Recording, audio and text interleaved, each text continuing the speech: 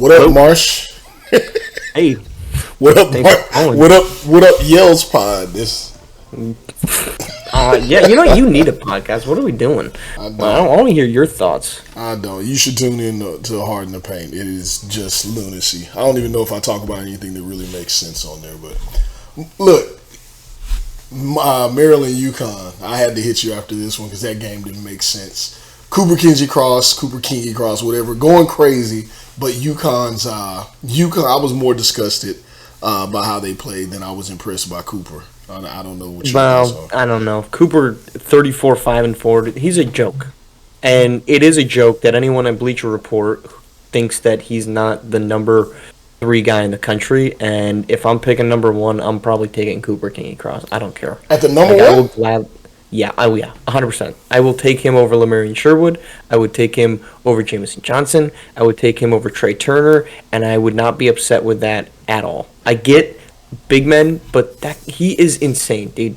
Cooper Kingy Cross is absolutely insane. I mean, he can't be stopped. I mean, when his jumper's rolling, he can't be stopped. He can't be stopped moving downhill, going toward the basket. He finishes 4 dimes. I mean, I know that's not a lot, but he is a willing passer. If he had more to compliment him, I'm sure he would do more. So I'm there with you, but still, for me, Fareed Redmond on UConn, 4 of 18. Norman Nations, 1 for where the hell is he? One. What? I don't even need to know the stats. I know he only hit 1 shot. UConn looks bad, man. And for me, like we look at Jim how the hell do you say it? Larinaga, There we go. Miami's head coach, and we say he's on the hot seat or whatever may be going on with him. I know Dan Hurley's won championships, but if they do not no, finish, stop it. come Stop, on. dude. He went to 2 straight national championships. You don't get fired after going to 2 straight national championship games. We live in an age of nothing but rumors. If they don't finish above 500, there has to be someone. And they recoup and they go back at it. There's no way you go to 2 straight title games and are like, yep, that's it. 1 bad season. Like, that's idiot. It's the same thing that happened in college football with Jim Harbaugh. It's the same thing that happened in college football with Ryan Day after they lost to Michigan. It's like, oh, this one thing you didn't do well, but yet every other thing you've done exceptionally well, we're going to fire you for that. Like, if UConn moves on from Dan Hurley, they deserve everything that's coming to them, and that's going to be L's. Well, I don't think that's happened. Maybe I'm just trying to get the rumor mill started. I feel like it should at least be a conversation. We'll see what happens when conference play starts. But all I'm saying, like you say, you regroup and you retool. You got Fareed Redmond, you got Norman Nation. This was considered. I remember you talking about him potentially being one of the better backcourts in the country. Boo Boo Morgan, just a dog. They got shot blockers. They got rebounders. Like they have a roster. Why are they so bad? Well, because Fareed Redmond is not the same dude that he was when he came in. I mean, when he was in prep, he was a passer. He was a playmaker. When they won run to one or race to one, whatever it was called then, like he was not scoring more than like 13 points a game. He was taking like 8 or 9 shots, and now he's taking 18. I mean, that's not who he is as a basketball player. He's an off guard that does well in limited shot attempts and then is a good defender, and UConn is allowing him, or he's just allowing himself to become like D'Angelo Russell, and it's not his game at all. UConn's allowing him, aka Dan Hurley's allowing him. Well, I mean, Dan Hurley had a brain aneurysm out there allowing it to happen, so I can't believe he's all that happy with it. Hey, you did say, I just want to hold you to the fire. You did say on one of our other calls when we were talking that maybe Fareed Redmond is only good when he plays with Coach Drayton. Lucky for you. Yeah. Coach Drayton would never hear that. Well, yeah, because Coach Drayton doesn't like what I say. He tunes me out unless I say something nice, and then he suddenly tunes me in. So. Well, what about Georgetown? Did you get a chance to catch the Georgetown press? Oh yeah, I mean that's the game I was watching, was the Georgetown. Those guys are sick, just like Cooper King Cross. Like ever since old Rick Ice Cold Takes over there said that they shouldn't be a top 25 team because they didn't play enough games, they've been freaking awesome, dude. Like 10-1, their defense is sick.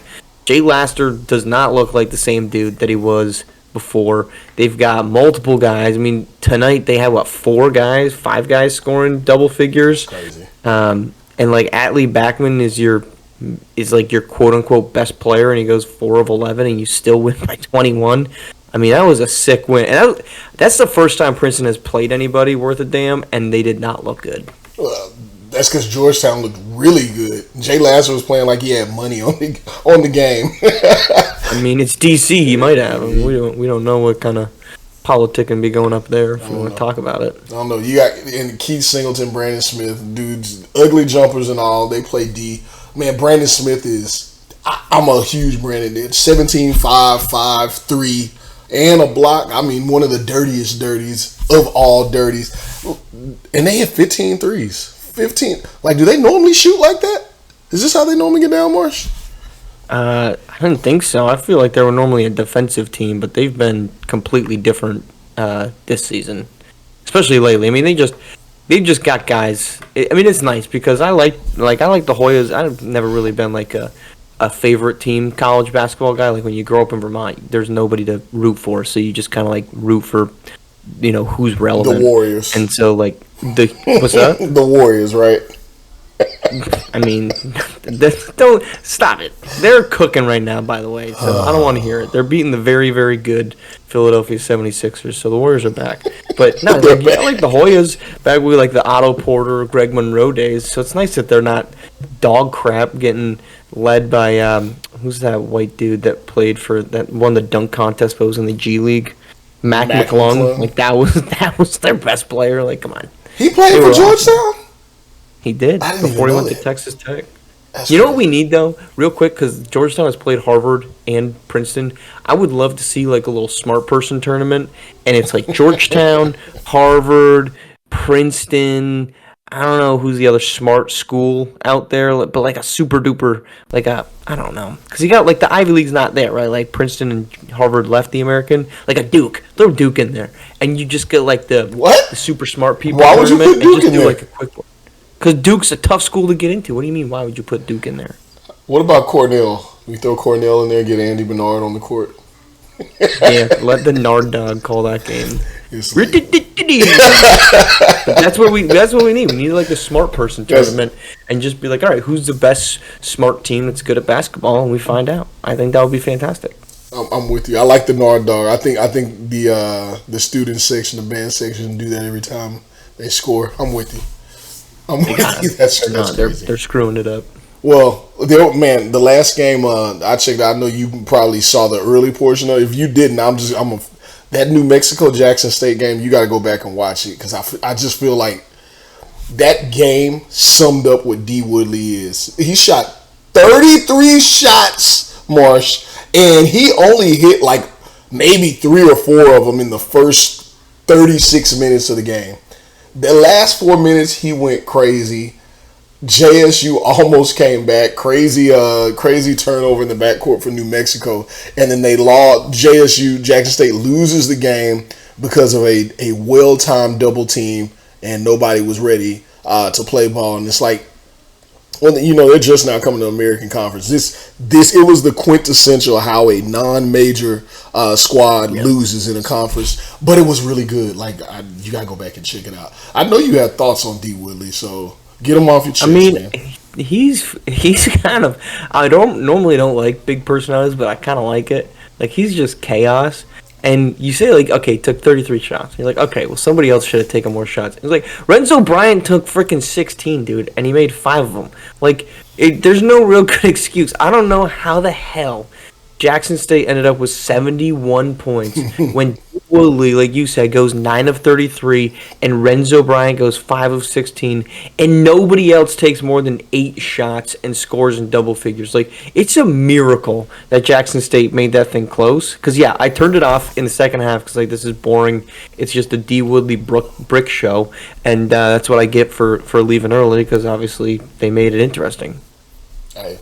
You should go back and watch the last 4 minutes of it. That's all I have to say. You said if you like chaos, then you would have seen chaos in this one. But I have a bottle of wine as usual. I have my nighttime getting. What are you drinking? It's normally Malbec, man. It's Malbec, and more Malbec. That's what puts me down. What do you like about Malbec? It has a good flavor.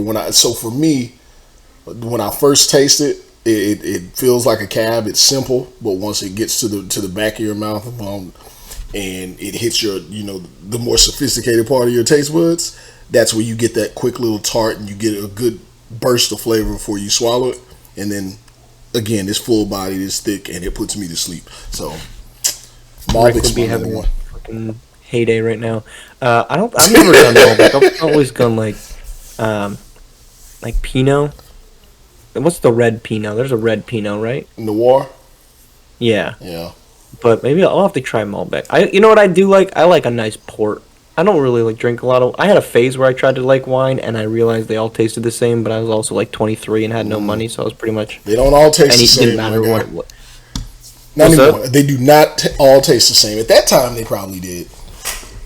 100% they did. But I'll tell you what, one bottle did more than enough for me, so I was perfectly happy with it tasting the same. But I don't know. Let's try Malbec. It's still the case for me, Marsh. One glass puts me down. So before I go into that, I swear, I can.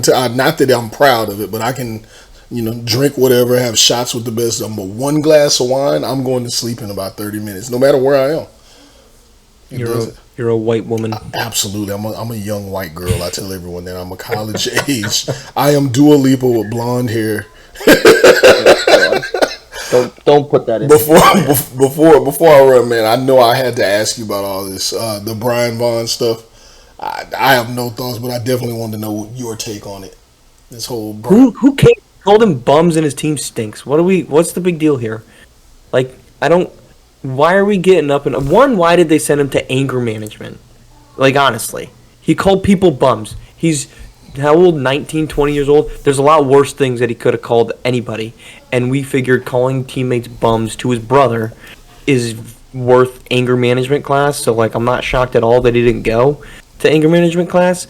But also what are we doing? Why is that a big deal? The number of dumb things that kids do these days, and we're getting bent out of shape about a kid saying these guys are bums when his team is 5-10 and he's really been the only one that's been productive. I fail to see the challenge and the issue in this. I'm stunned people have so many concerns about him. All I know is his brother. They've been brothers their whole lives. That's how being brothers works. I'm sure. Yeah, for real. I'm sure he's heard worse. I've called my brother bums before, all the time.